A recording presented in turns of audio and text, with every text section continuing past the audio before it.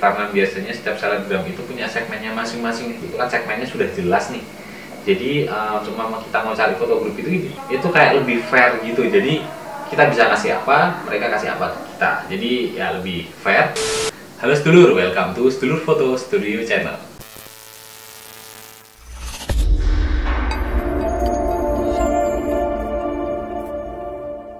Oke, apa kabar nih sedulur semua hari ini ya? Wow, hari yang luar biasa banget. Ya, karena bisa berjumpa lagi nih sama teman-teman semua di rumah, sama sedulur-sedulur semua di rumah. Oke, di video kali ini kita bakal membahas tips-tips atau apa ya, pengalaman aku nih selama udah kurang lebih 1 tahun ya dalam mengembangkan studio foto, Sedulur Foto Studio. Dan ya tips-tipsnya apa aja, gimana sih cara mempromosikannya. Memang dulu kita pernah membuat ya video gimana caranya buat mempromosikan studio foto. Nah tapi berjalannya waktu aku menemukan beberapa struggle juga nih. Ternyata kok kayak gini ya, ternyata kok kayak gitu ya. Oke, tapi sebelum kita ke videonya ya, sebelum kita ke pembahasannya juga, jangan lupa buat subscribe dulu channel ini sebagai bentuk dukungan kalian untuk channel ini. Oke, kalau gitu kita langsung aja yuk. Oke, jadi yang pertama dulu kita pernah membahas nih, sosial media gitu ya. Dan ternyata di sosial media itu kita bisa menggunakan ads-nya kayak sama Facebook ads atau Instagram ads. Dan ternyata kalau menurut aku share-nya mungkin banyak ya, tapi untuk feedbacknya ke kita ternyata masih kurang nih sedulur. Jadi ya aku kurang menyarankan sih kalau untuk ads seperti itu, karena itu juga skalanya luas banget ya, dan mungkin juga random, kita nggak bisa milih di area ini aja nih, ternyata nggak bisa seperti itu. Jadi ya yang lihat kita juga orang-orang jauh tentunya ya. Dan lagi untuk sebenarnya itu juga cukup membantu sih, cuman kalau kita hitung-hitung dari income yang kita dapatkan dari ads itu kayaknya nggak oke. Kemudian nih kita dulu pernah membahas tentang komposit. Nah, komposit itu kalau menurut aku lebih efektif ya, lebih efektif. Kenapa kayak gitu? Karena kita membuat contoh langsung, kedua juga kita mengenalkan produk kita ya atau studio kita itu langsung ke masyarakat nih. Jadi kita ngajak orang, ayo foto yuk. Jadi orang tahu, belum lagi kalau mereka yang followersnya banyak. Jadi ya share-nya lebih oke seperti itu dulu.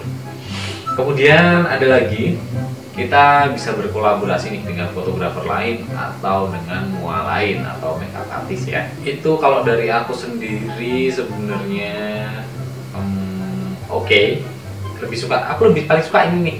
Kenapa kayak gitu? Karena pertama kita jadi tambah relasi ya kan, dan yang kedua kita bisa berkreasi lebih karena di situ kita bisa brainstorming dulu sama teman-teman yang lain, dari fotografer lain atau dari mau lain, konsepnya seperti apa. Begitu kita bisa diskusikan dulu sehingga akan membuahkan sebuah ide baru nih yang mungkin kadang kita nggak kepikiran, tapi karena kita sudah berdiskusi, kita brainstorming, akhirnya kita ternyata seperti itu ya.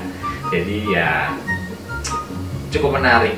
Tapi untuk kekurangannya sendiri tentunya bakal memakan banyak waktu. Jadi waktu itu bakal banyak waktu yang bakal kita keluarkan nih, karena untuk ketemu pembahasan juga. Kemudian hal-hal lain seperti kayak nongkrong ya kan, nggak mungkin kita ketemu kayak di satu tempat yang itu aja. Biasanya kan kita sambil hangout, sambil ngobrol-ngobrol, sambil berdiskusi menentukan konsepnya nih begitu. Kemudian sedulur, kita bisa mengendorse ya. Nah ini nggak beda jauh dari yang tadi sih sebenarnya, cuman ini lebih ke personal aja. Jadi dari kita personal ke personal ya, kayak semua kita punya temen nih selebgram lah ya, followernya banyak lah ya kan, sudah bisa swipe up ya. Tapi sekarang udah nggak bisa swipe up ya, sekarang lebih ke link ya. Jadi itu lebih efektif karena biasanya setiap selebgram itu punya segmennya masing-masing. Jadi kita bisa kira-kira dulu nih, segmen mana sih yang mau kita kejar seperti itu. Jadi semama kita mau segmen menengah ke atas, berarti ke arah yang ini, atau ya di tengah-tengah lah kita bisa ke arah yang ini begitu dulu. Jadi untuk menarik massa itu bisa lebih fokus ya, sesuai keinginan kita. Tapi kekurangannya biasanya kita tentu aja harus memberi apresiasi ya ke mereka dengan ya biar nominalnya nggak seberapa, tapi itu juga masuk ke perhitungan karena kita konsepnya itu berbisnis. Jadi ya semuanya bakal ada hitungannya lagi nih sedulur. Tapi ya itu biasanya lebih apa ya, lebih menguntungkan daripada ads tadi sih. Belum lagi nih, biasanya kan mereka juga feedbacknya dari mereka itu mereka bakal posting dan nge-tag tempat kita ya. Jadi pertama followers bakal nambah naik, kedua juga orang-orang banyak tahu tempat kita, kemudian juga ya biasanya banyak yang DM sih untuk tanya-tanya begitu ya.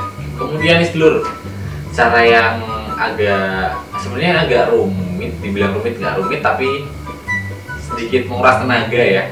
Jadi kita terjun langsung nih, kita membuat sebuah brosur atau pamflet gitu, kita bisa tempel-tempelkan nih. Ini masih menjadi strategi yang cukup oke sih sebenarnya, di luar dari apa ya, effort yang kita lakukan ya.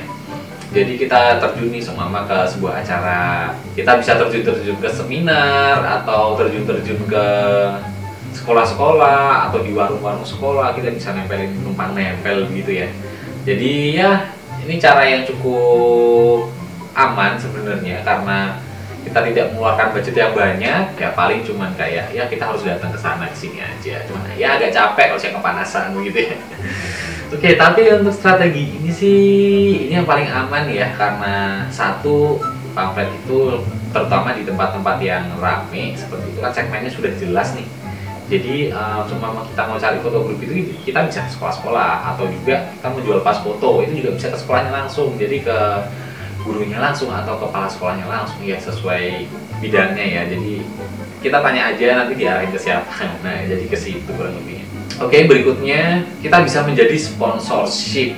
Nah jadi kalau ini pertama yang kita butuhkan tentu aja relasi ya. Jadi kalau ada acara gitu biasanya kita memasukkan, kemudian penawarannya seperti apa, kemudian benefitnya untuk sana apa, dan benefitnya kita apa. Jadi oke, balik lagi setelah barusan ada masalah lampunya mati. Oke dulu, jadi untuk yang sponsorship ini itu kayak lebih fair gitu. Jadi kita bisa kasih apa, mereka kasih apa ke kita. Jadi ya lebih fair dan apa ya, tentunya nambah relasi banget ya. Dan orang-orang event itu kan lumayan oke relasinya juga, jadi mereka nge-share kita di-share sama mereka, itu udah sesuatu yang ya lumayan baik menurut aku ya. Kemudian nah untuk penawarannya sendiri kita bisa nih, kita sesuaikan aja. Jadi kemampuan kita seberapa sih, jadi kita berkaca dulu sama kita sendiri apa aja yang bisa kita kasih, kemudian kita tawarkan. Kalau mereka oke, ya udah berarti apple to apple ya. Dan kemudian yang terakhir nih, jangan lupa buat nge-share. Jadi kita harus aktif di sosial media kita ya, seenggaknya kita posting 2 kali seminggu lah ya. Jangan terlalu banyak juga karena biasanya bakal bosen nih teman-teman kita atau follower kita lihat tuh bakal bosen. Jadi ya dua kali seminggu aja udah cukup sih menurut aku. Oke sedulur, jadi menurut kalian gimana? Mana yang paling efektif nih dari beberapa teori tadi yang sudah kita share ya? Menurut kalian mana yang paling efektif? Coba komen di bawah. Kalau menurut aku pribadi sih tetap dari itu ya. Jadi kita sering kolaborasi, kita sering bikin komposit atau portofolio, kita bikin portofolio dengan teman-teman kita, atau kita mengajak selebgram begitu. Untuk lainnya cukup oke, tapi wajib dipertimbangkan lagi ya, melihat dari beberapa aspek yang harus kita keluarkan juga dan apa yang kita dapatkan begitu. Oke sedulur, jadi kurang lebihnya seperti itu ya vlog kali ini. Terima kasih banget buat kalian yang udah nonton dari awal sampai akhir video ini. Jangan lupa like, komen, dan subscribe. Jangan lupa juga nyalain lonceng notifikasinya. Oke, kalau gitu sampai di sini dulu ya videonya. See you on the next video and bye.